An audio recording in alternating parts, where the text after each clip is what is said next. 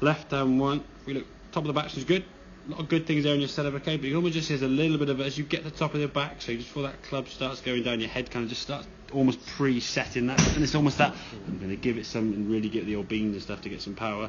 And if that's kind of where your head is, I guess, kind of there.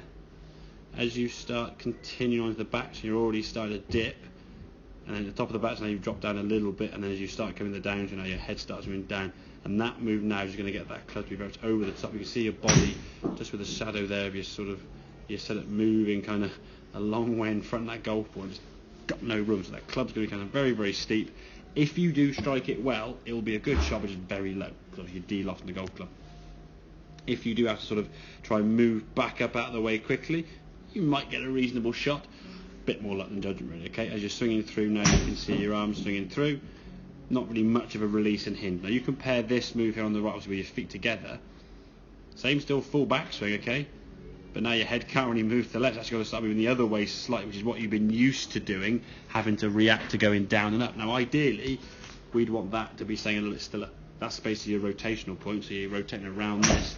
Your lower half is going to be twisting and rotating and shifting and turning, but your head's kind of a central point there that you're moving around, okay? But because of that steady ahead as you come back down, you look at your arm movement now when you release it through. Look at the arms in the same position there now. You look at that position compared to that. These arms are sort of hinged and fold over a lot better, you see, yeah?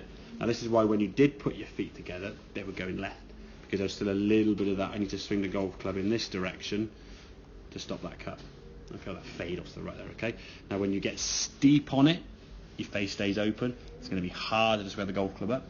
And if you try as much as you obviously were doing to try and square the club face up, which in credit to you did, you just got no loss in the golf club. So you probably got away with sort of 6, 7. I would hazard a guess maybe the pars, and I'm sort of presuming there, the pars would have come when you had sort of a shortish iron in your hand for one shot on that hole, and you had a really good shot with it, potentially. Maybe a short par 3, like a 7, 8 or 9 iron, or a par 4, a bit of drive fairway, and then maybe an 8 or a 9 iron to the green, because you've got enough loft in your hands.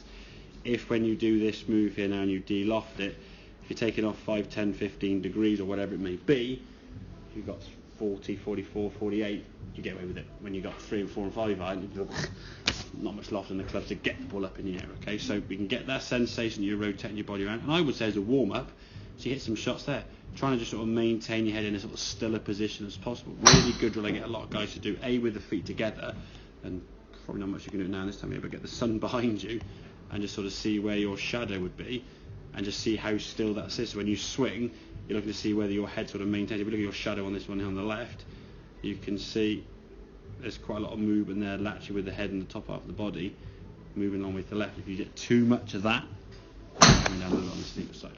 Okay? That kind of makes sense? Again, you say it's a cricket move, again, getting over the ball, that's to try, obviously in most cases cricket trying to get the ball down, I guess, aren't you? Sort of getting over the ball and trying to nudge it down and low. So if we can keep that rotation so we stay behind, it's the same good turn. It's that move there, that first move, and again, that when you look at it, it just looks like I'm going to give this, come on, I'm going to hit that golf ball. And again, when we get a longer club in the hand, that's kind of more the common thing as well. When you've got an 8, 9 in your hand, you're like, I'm going to try to hit 120 yards, but you know you can hit, so you're not really thinking about trying to give it everything.